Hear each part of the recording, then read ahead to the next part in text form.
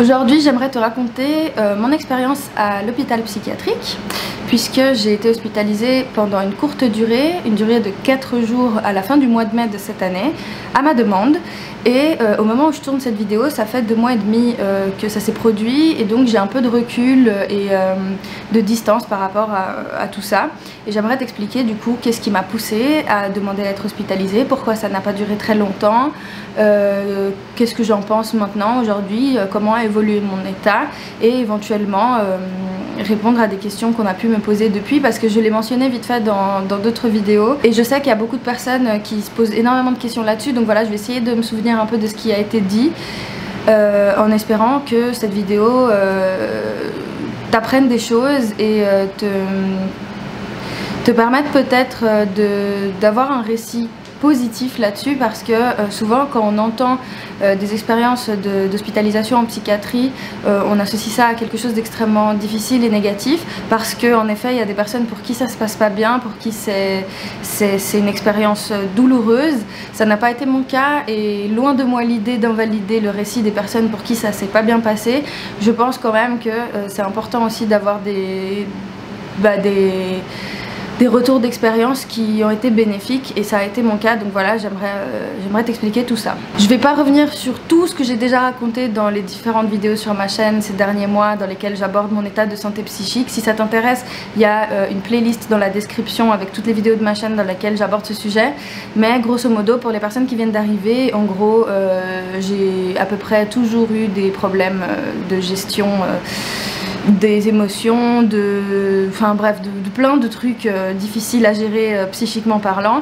Et récemment j'ai fait une dépression très sévère qui a duré pendant plusieurs mois et qui était additionnée à des troubles anxieux que je me traîne depuis plusieurs années. Donc ça, c'est un peu le contexte, et ça fait du coup depuis plusieurs mois que je suis une thérapie qui avait déjà commencé des années auparavant, mais là je la faisais de façon beaucoup plus suivie. J'étais aussi suivie, enfin je le suis toujours d'ailleurs, je suis suivie par une psychiatre, je suis sous traitement médicamenteux, et pendant tous ces derniers mois j'ai eu beaucoup de moments où j'ai progressé.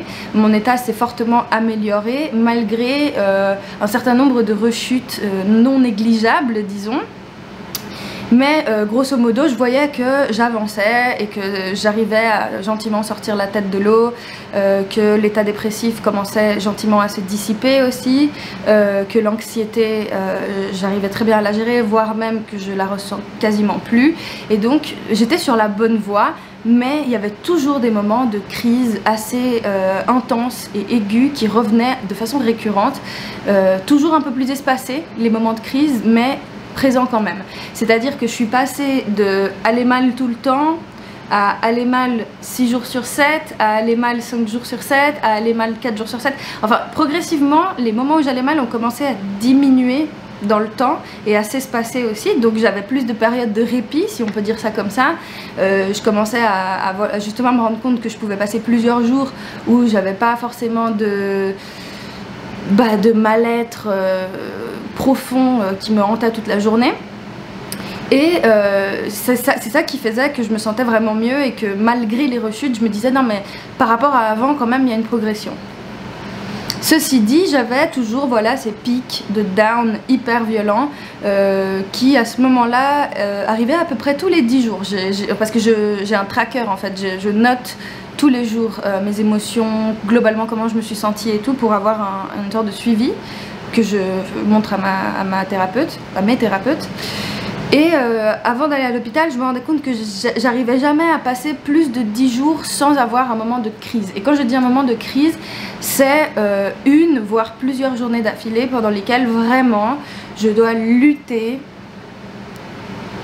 très fort pour ne pas me faire de mal, pour ne pas faire de bêtises, pour ne pas atteindre ma propre personne en fait, et où j'ai beaucoup de mal à gérer mes émotions, mon émotivité, ma colère, mon impulsivité. Enfin, c'est des moments horribles à passer qui reviennent comme ça de façon récurrente, et donc j'arrive à les gérer, mais c'est épuisant, c'est vraiment fatigant. Et même quand tu connais cet état, même quand tu sais que tu as vécu pire, que tu es en train d'aller mieux, etc., ça reste hyper pénible, ça reste horrible à vivre, et il y a un moment où j'étais juste épuisée. Dans un énième moment de crise justement, qui venait comme je l'ai dit de façon assez régulière, j'ai pété un câble. Il y a eu un moment où je ne supportais plus ces rechutes, où j'avais l'impression que tous mes efforts étaient inutiles, que ma progression était nulle, où vraiment je me suis dit mais je voulais tout foutre en l'air, où je me suis dit mais ça sert plus à rien, pourquoi? Enfin j'étais frustrée, énervée, fatiguée, impatiente, tout ce que tu veux, vraiment j'en avais marre. Et j'ai passé tout un week-end de crise, où vraiment j'avais l'impression d'être retournée plusieurs mois en arrière, avant même d'avoir mon traitement, avant même d'avoir un suivi avec une psychiatre, en plus de ma psychologue. Bref, c'est un moment de crise où, par rapport aux autres fois, j'étais encore plus bas. Et j'avais l'impression que cette fois-là, avec cette crise-là, j'allais craquer.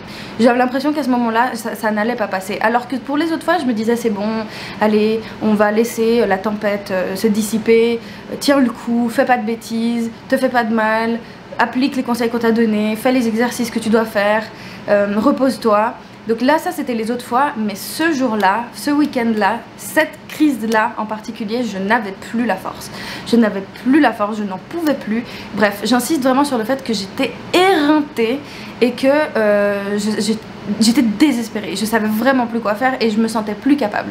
J'avais l'impression que mes efforts étaient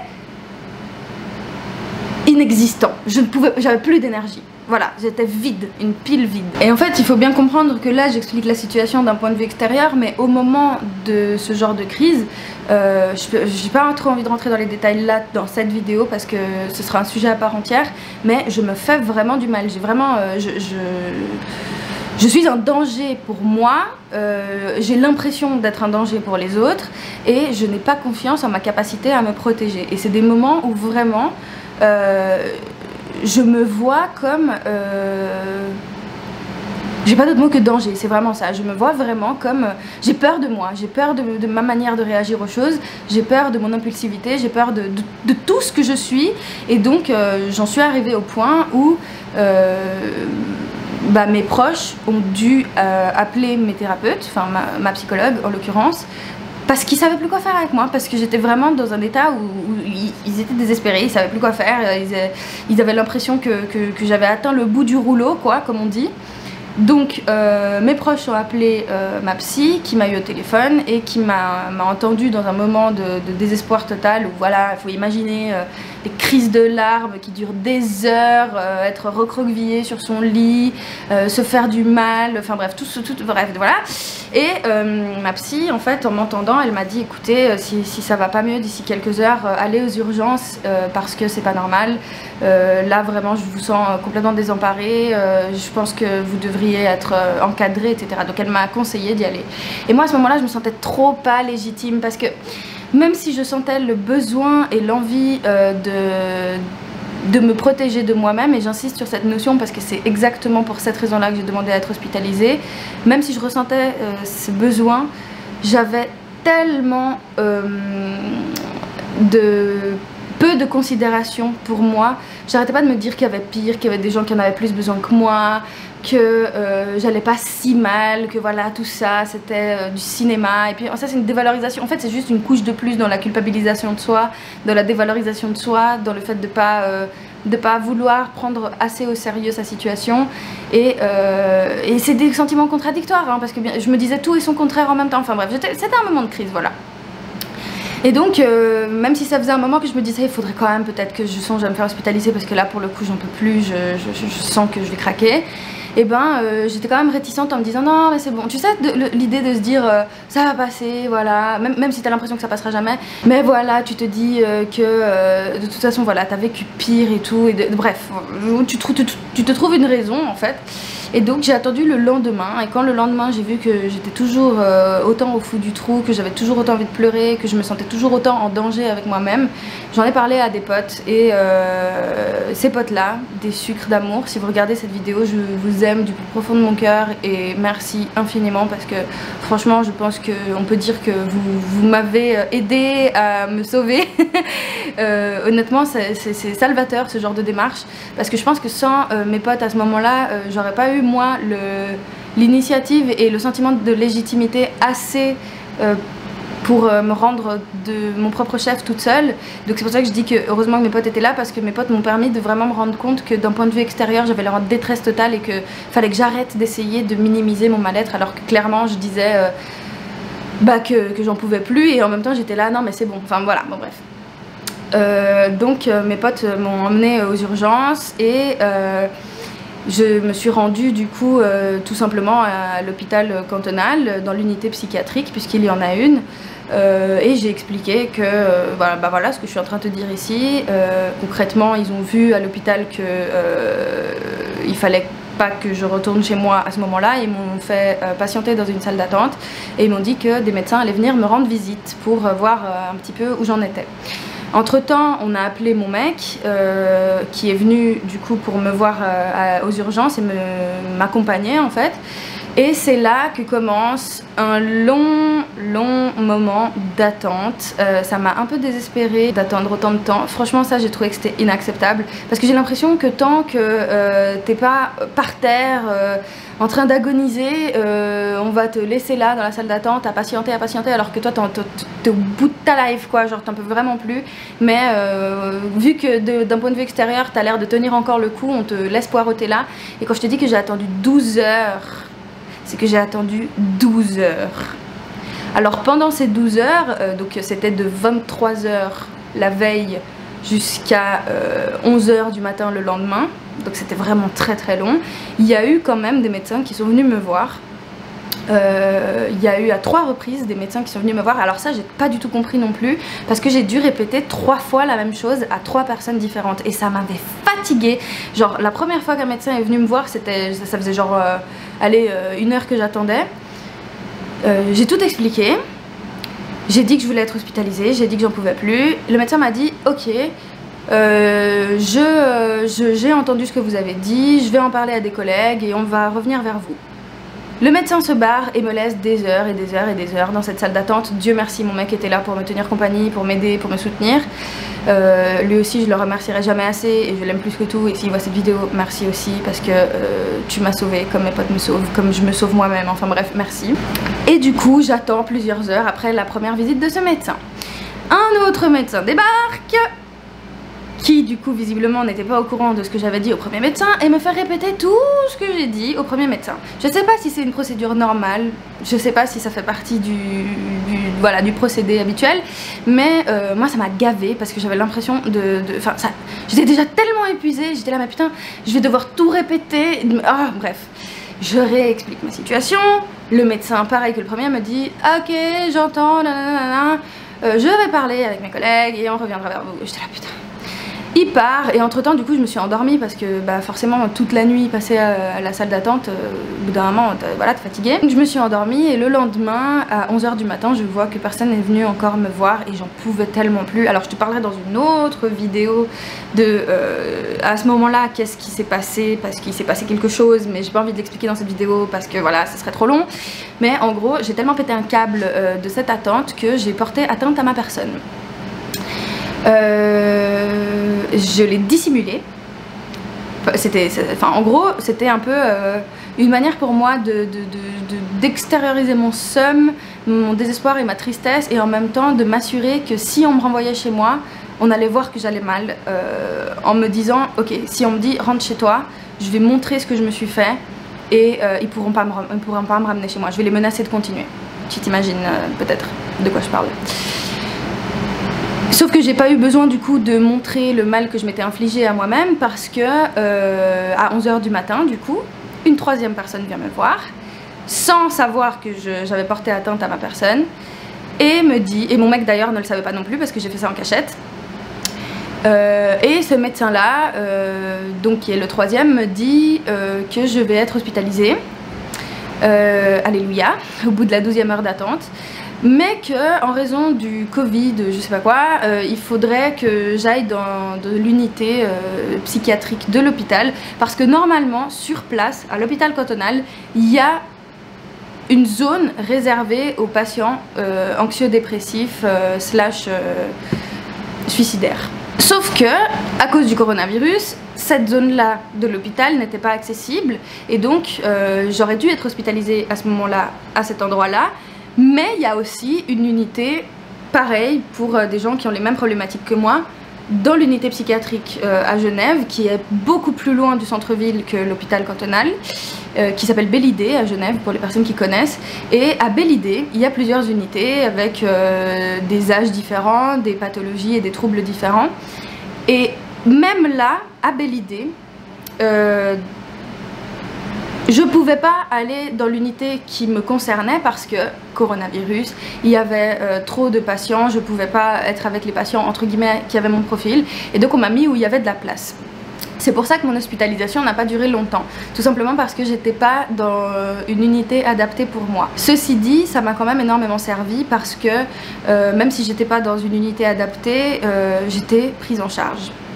Et c'est tout ce que je voulais, c'était d'avoir un cadre sécuritaire, me sentir protégée, avoir l'impression d'être prise en charge en long, en large et en travers, et d'être surveillée 24 heures sur 24 parce que justement je me sentais tellement en danger avec moi-même que je pouvais pas me faire confiance, et du coup j'étais apaisée à l'idée d'être dans un endroit qui était là pour me protéger. En tout cas c'est ça que j'imaginais. Donc on m'a expliqué dès mon entrée que voilà, c'était pas forcément l'unité dans laquelle je me sentirais le mieux prise en charge, puisque je serais avec des patients beaucoup plus âgés que moi, qui avaient des pathologies qui n'avaient rien à voir avec ce que moi j'étais en train de vivre, et que peut-être je me sentirais pas à ma place, mais que il y avait toujours des médecins à disposition, des infirmières, des thérapeutes, etc. Et donc que j'avais pas de souci à me faire et qu'ils seraient là pour moi. Pendant ces 4 jours, j'ai tellement dormi. Mais quand je te dis que j'ai tellement dormi, je prenais même pas de somnifère à l'hôpital parce qu'ils n'avaient pas mon somnifère. Mais j'ai dormi à ne plus en pouvoir, et je pense que j'avais cruellement besoin de ça. Et ça c'est un point super important de ma vidéo. Ça fait depuis le mois de novembre passé, depuis que je suis en dépression, que mon sommeil c'est un mess. Mais quand je te dis que c'est un mess, c'est que c'est n'importe quoi. Vraiment je dors n'importe comment. Je passe mon temps à dormir 3-4 heures par nuit, et après à dormir 14-15 heures 3 jours après. Puis tout d'un coup recommencer à faire des insomnies. J'ai fait des cures avec les somnifères pour retrouver un rythme. Je l'ai fait 2 fois, ça marche toujours pas. Je sais qu'il y a des choses que je peux mettre en place, et je demande pas des conseils, donc merci de s'abstenir de me donner des conseils pour le sommeil, parce que franchement je fais vraiment tout ce qu'il faut. Vraiment tout ce qu'il faut. Le seul truc que j'ai pas encore fait et qui à mon avis va vraiment m'aider, c'est de faire du sport au quotidien pour me fatiguer et pour pouvoir dormir. Mais bon, faire du sport quand t'es en dépression, que t'as des soucis psychiques, etc., c'est pas la chose la plus facile à faire. Maintenant je me sens plus capable de le faire, et du coup c'est prévu. Mais j'ai vraiment tout essayé en dehors de ça, et bref, tout ça pour dire que l'accumulation de la fatigue, le manque de sommeil, le fait de ne pas pouvoir se reposer, et ce depuis des mois, forcément ça fait qu'au bout d'un moment cet épuisement il s'accumule, et il te fait péter un câble, et il amplifie tes symptômes même quand tu essayes d'aller mieux. Et donc à l'hôpital j'ai dormi, et je crois que le fait que j'ai pu autant dormir à l'hôpital, c'était justement parce que comme j'étais hospitalisée, il n'y a rien dans ma tête qui comptait d'autre que mon bien-être à ce moment-là. Parce que quand je suis chez moi, même en période de confinement, même en étant en vacances parce que j'ai pas cours, même en ne voyant pas grand monde parce que voilà je m'isole, etc., j'ai quand même le cerveau occupé à penser à plein de choses, alors que ma vie en général au quotidien n'est pas si remplie que ça à ce moment-là. Et je crois que c'est juste l'idée d'être dans l'hôpital, et l'idée d'être dans une situation dans laquelle je ne fais plus partie du quotidien normal entre guillemets à ce moment-là pour moi, et ben ça m'a permis de me libérer d'un poids et de me dire ok, là dans cette bulle, dans cet endroit, dans ce laps de temps, tout ce qui compte c'est ma santé. Je m'en fous d'appeler les gens, je m'en fous de répondre à des impératifs relationnels, professionnels, tout, je m'en fous de tout. Le seul truc qui compte c'est de me reposer, de prendre soin de moi et d'aller mieux. Et donc à l'hôpital on m'a dit que c'était une prise en charge le temps que ma crise passe, mais que l'idéal ce serait qu'une fois que ma crise est passée, je retourne vite voir mes thérapeutes habituels qui, elles, connaissent mon histoire, connaissent mon passé, connaissent mes problèmes, savent ma personnalité, ma gestion des émotions, etc. Et ils m'ont dit il faut clairement que vous retourniez vite voir vos thérapeutes, parce que ici vous allez devoir tout refaire depuis le début, ça risque de vous fatiguer, etc. Donc partons du principe que l'hospitalisation c'est juste un moment pour vous de lâcher prise, de purger toutes ces choses là que vous accumulez depuis longtemps, mais il faudra vite retourner auprès des personnes qui peuvent vraiment vous apporter un soutien adéquat. Et je trouve que c'était une bonne chose. Je pense que j'avais... Alors franchement j'y serais restée plus longtemps si ça dépendait que de moi. Mais voilà, je t'ai dit, il y a ces critères du fait que j'étais pas dans la bonne unité, c'était une période de coronavirus. En plus de ça, faut le dire, hein, être hospitalisé ça coûte très cher. Très très cher. Heureusement du coup je suis assurée, mais c'est quand même vraiment... Enfin je veux dire, c'est un privilège quoi de pouvoir...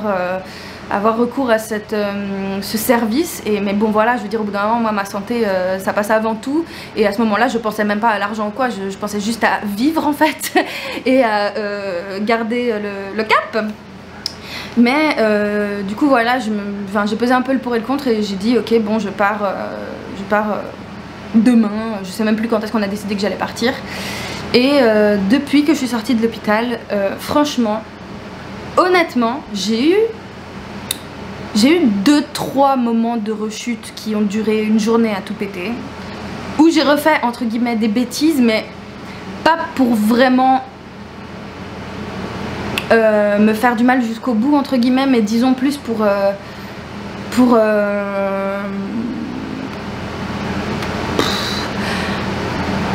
évacuer, pour me défouler. Du coup oui, j'ai eu des moments où j'ai un peu phasé, j'ai fait un peu de la merde parce que vraiment j'avais comme une sorte de trop plein en moi et je savais pas comment le sortir. Mais globalement, à part ces 2-3 fois en 2 mois, j'ai quand même des journées beaucoup plus équilibrées, beaucoup plus stables, beaucoup plus reposantes. J'ai beaucoup moins de pensées obscures et morbides, et même j'en ai carrément plus du tout en fait. Même quand je me fais du mal, je pense même pas à ça, je pense plus au fait que c'est dur et que je suis fatiguée, mais que je me sens contente de vivre quoi. Je prends du plaisir au quotidien maintenant à me lever le matin, j'ai retrouvé une libido et du plaisir, j'ai à nouveau la motivation, l'énergie et l'envie de faire des choses tous les jours, et je me sens beaucoup mieux en fait que tout ce que j'ai pu vivre auparavant. Et j'ai l'impression, peut-être que c'est un leurre hein, mais honnêtement avec le recul je pense que je peux le dire, j'ai vraiment l'impression que là ce séjour à l'hôpital ça a un peu été un déclic pour me lancer sur la voie de la guérison, en tout cas en ce qui concerne la dépression. Je vais aussi beaucoup mieux au niveau de mon anxiété, mais physiquement je sens que les symptômes dépressifs que j'avais ne sont plus là. Ils commençaient déjà à être estompés avant, mais là vraiment j'ai l'impression d'avoir sorti la tête de l'eau, pas totalement mais quand même tu vois, et j'arrive à me dire ok ça commence à être derrière moi, et ça j'arrivais pas à me le dire avant d'aller à l'hôpital. Et je pense que l'hôpital ça a vraiment été une étape nécessaire pour moi et marquante dont j'avais besoin, pour un peu comme si c'était la dernière base, ok, genre comme je disais c'était un peu ma dernière chance, mon dernier espoir. Et vu que ça s'est bien passé, que je l'ai bien vécu, que j'ai estimé, alors bon il y a eu des trucs un peu nuls hein. Voilà, j'en parlerai pas dans cette vidéo forcément non plus, mais voilà j'ai eu des petites remarques qui étaient un peu genre bon bref, que j'ai pas trop apprécié, mais globalement c'était une bonne expérience pour moi, c'était positif parce que ça m'a aidé. Et vu que ce dernier espoir n'a pas été vain, je crois que j'avais besoin de ça, de me dire ok, tout n'est pas perdu, je peux continuer à me battre, et ça m'a soulagée en fait d'une certaine manière. Et aussi d'un point de vue relationnel, ça m'a aussi enlevé un poids, parce que il y a ce problème quand tu as des troubles psy, que souvent ton mal-être est très minimisé, ou n'est pas pris au sérieux, ou est déformé, ou les gens ne se rendent pas vraiment compte de ce que tu vis, enfin bref c'est toujours compliqué. Et le fait que là tu passes par la case hôpital, tristement, on est d'accord, on ne devrait pas avoir besoin d'aller jusqu'à l'hôpital pour que nos proches prennent vraiment au sérieux notre état, et encore, hein, même comme ça c'est pas dit qu'ils le font, mais j'ai l'impression quand même que moi mon passage à l'hôpital a permis de faire comprendre à des gens de mon entourage que c'était pas des blagues en fait, et qu'au bout d'un moment, si j'étais hospitalisée, c'était parce que vraiment j'en avais besoin, et si ça m'a fait du bien, c'était parce que c'était nécessaire, et qu'on n'hospitalise pas les gens pour rien parce que ça les amuse, on les hospitalise parce qu'il faut les sauver, il faut les soigner, il faut les guérir. Et aussi d'un point de vue relationnel, moi ça m'a enlevé un poids, parce que du coup, c'est un peu de ça, genre... Voilà, t'as pas besoin d'avoir le corps plâtré, tu vois, pour justifier aux gens pourquoi tu travailles pas, pourquoi tu les vois pas, pourquoi tu peux pas faire certaines choses. Genre juste, c'est bon, ils savent que tu vas mal et que t'as besoin de soins et que c'est pas le bon moment, et du coup ils te lâchent la grappe en fait.